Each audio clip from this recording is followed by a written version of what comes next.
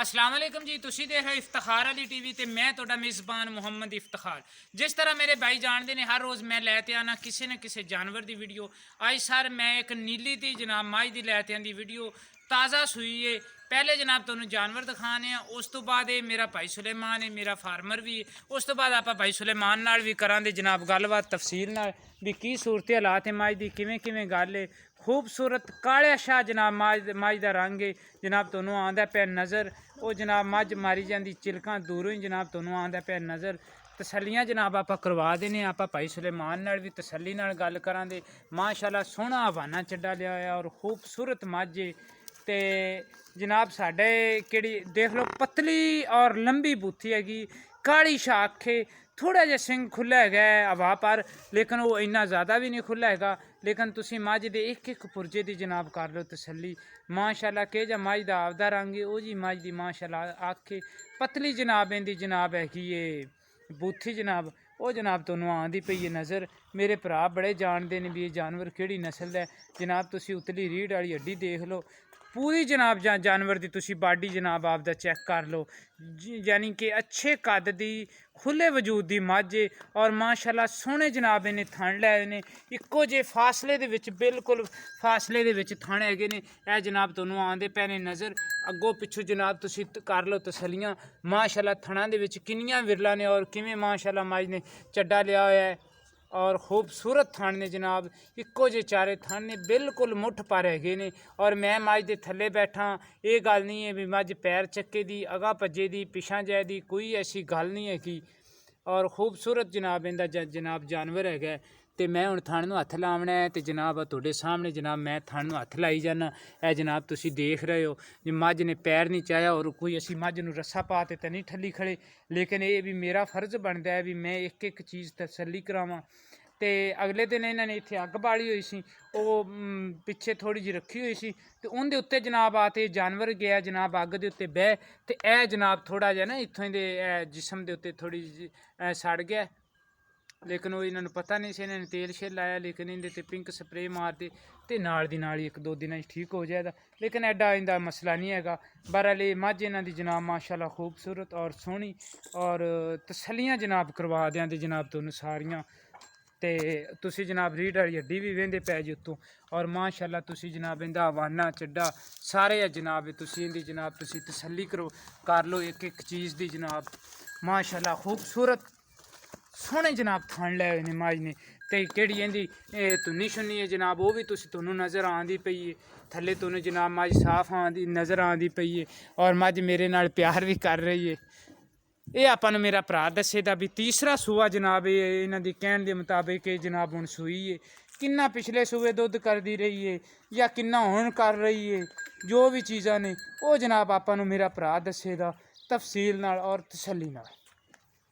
ये भाई सुलेमान इहदे पिछे बच्ची कट्टी है कि कट्टा है जी? कट्टा है जी, कट्टा कट्टा है जनाब। ते होना भी तो कोई दो दिन दे किन्ने दिन होने दो आज दूजा है, तीजा दूजा तीजा दिन है। तीसरा दिन है अज तीसरा दिन जनाब है जनाब इनू मझ नू सूई नू काला शाह जनाब कट्टा है और कट्टे दियाँ भी अखां कालियां है ने जी बिल्कुल। कट्टे दी भी थोड़ी जी मां तरह पूछल सफेद है, बाकी सारा जनाब काला शाह है जनाब खूबसूरत है। हुण भाई सुलेमान तो पुछने आ भी आपां नू की इहदी डिटेल दसदा है ते की इहदी प्राइस दसदा है ते किवें किवें जनाब गल है।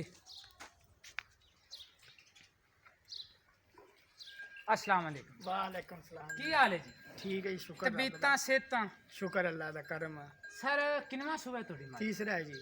तीसरा सूबा जी तो हुण मझ नू सूई नू हो गए ने 3 दिन। 3 दिन आज। 3 दिन होए हुण हाज़र वक्त इहदे थल्ले किन्ना दुध है किन्ना तुसी जनाब बच्चे नू पियाई जांदे जे ते किन्ना एक थान बच्चे ने पिया ते 10 किलो दुध बौला दे।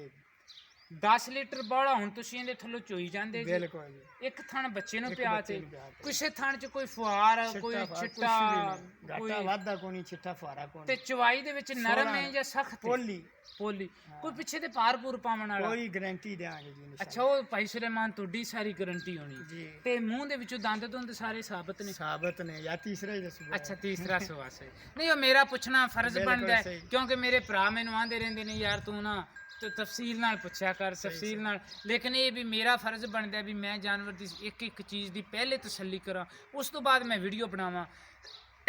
ਅੱਛਾ ਤੇ ਹੁਣ ਤੁਸੀਂ ਪਿਆਰ ਮੁਹੱਬਤ ਵਾਲੇ ਦਾ ਰੇਟ ਦੱਸੋ, ਪਿਆਰ ਮੁਹੱਬਤ ਵਾਲਾ ਜੀ ਇਹਦਾ ਰੇਟ ਪੱਕਾ ਜਿਹਾ ਆਪਾਂ ਦੱਸ ਦਿੰਦੇ ਆ, ਪੱਕਾ ਦੱਸ। ਗਣਾ ਕਰੀਏ ਤਾਂ ਕੋਈ ਫਾਇਦਾ ਕੋਈ ਨਹੀਂ, ਕਣਾ ਪਰ ਰੇਟ ਕਰਨਾ ਵੀ ਨਹੀਂ ਹੈ। ਇਹਨਾਂ ਦੀ 260 2,60,000 ਜੀ।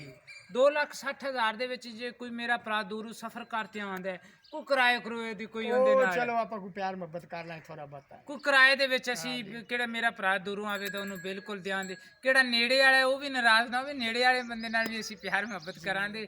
ਤੇ ਸਰ ਮੇ ਭਾਈ ਤੁਸੀਂ ਆਪਦਾ ਨੰਬਰ ਵੀ ਜ਼ਰਾ ਬੋਲ ਦਿਓ। ਨੰਬਰ 0342 180 6712, ਇੱਕ ਵਾਰੀ ਹੋਰ ਬੋਲ ਦਿਓ। 0342 180 6712। ਇਹ ਜਨਾਬ ਹੈਗਾ ਭਾਈ ਸੁਲੇਮਾਨ ਦਾ ਨੰਬਰ, ਤੁਸੀਂ ਭਾਈ ਸੁਲੇਮਾਨ ਨਾਲ ਤੁਸੀਂ ਜਨਾਬ ਡਾਇਰੈਕਟ ਆਪ ਵੀ ਰਾਬਤਾ ਕਰ ਸਕਦੇ ਜੀ। ਅੱਜ ਪਹਿਲੀ ਤਰੀਕ ਹੈ ਨਾ, ਪਹਿਲੀ ਅੱਜ ਸਰ ਅੱਜ ਹੀ ਅਸੀਂ ਇਹ ਵੀਡੀਓ ਪਾ ਦੇਣੀ ਹੈ, ਐਸੀ ਗੱਲ ਨਹੀਂ ਹੈਗੀ ਵੀ ਅਸੀਂ ਵੀਡੀਓ 3-3 ਦਿਨ ਲਈ ਫਿਰਿਆ ਕਰੀਏ ਨਾਲ, ਤੇ ਅੱਜ ਜਨਾਬ ਪਹਿਲੀ ਤਰੀਕ ਹੈ ਤੇ ਅੱਜ ਹੀ ਜਨਾਬ ਅਸੀਂ ਇਹ ਵੀਡੀਓ ਪਾ ਦੇਣੀ। ਤੁਸੀਂ ਮੇਰੇ ਨਾਲ ਵੀ ਰਾਬਤਾ ਕਰ ਸਕਦੇ ਜੀ 0346 8787 250, ਇਸ ਨੰਬਰ ਤੇ ਜਨਾਬ ਮੇਰੇ ਚੱਲਦੀ ਹੈਗੀ ਏ ਈਮੋ, WhatsApp ਜਨਾਬ ਮੇਰੇ ਚੱਲਦੀ ਹੈ 0318 065 8391, ਇਸ ਨੰਬਰ ਤੇ ਜਨਾਬ ਮੇਰੇ ਚੱਲਦੀ ਹੈਗੀ ਹੈ ਜਨਾਬ WhatsApp। ਤੇ ਮੈਂ ਉਮੀਦ ਰੱਖਾਂਗਾ ਵੀ ਮੇਰੀ ਅੱਜ ਵਾਲੀ ਜਨਾਬ ਵੀਡੀਓ ਆਵੇ ਦੀ ਤੁਹਾਨੂੰ ਪਸੰਦ। ਸਰ ਅਗਰ ਤੁਹਾਨੂੰ ਪਸੰਦ ਆਵੇ ਤੇ ਤੁਸੀਂ ਲਾਈਕ ਵੀ ਕਰਨਾ ਹੈ, ਤੁਸੀਂ ਸ਼ੇਅਰ ਵੀ ਕਰਨਾ ਹੈ, ਇਫਤਖਾਰ ਅਲੀ ਟੀਵੀ ਨੂੰ ਸਰ ਤੁਸੀਂ ਸਬਸਕ੍ਰਾਈਬ ਵੀ ਕਰਨਾ ਹੈ। ਇਨਸ਼ਾਅੱਲਾ ਮਿਲਾਂਗੇ ਅਗਲੀ ਵੀਡੀਓ 'ਚ, ਇਸ ਤੋਂ ਵੀ ਅੱਛੇ ਜਾਨਵਰ ਨਾਲ ਕੋਸ਼ਿਸ਼ ਕਰਾਂਗੇ। ਤੇ ਪਾਕਿਸਤਾਨ ਜ਼ਿੰਦਾਬਾਦ।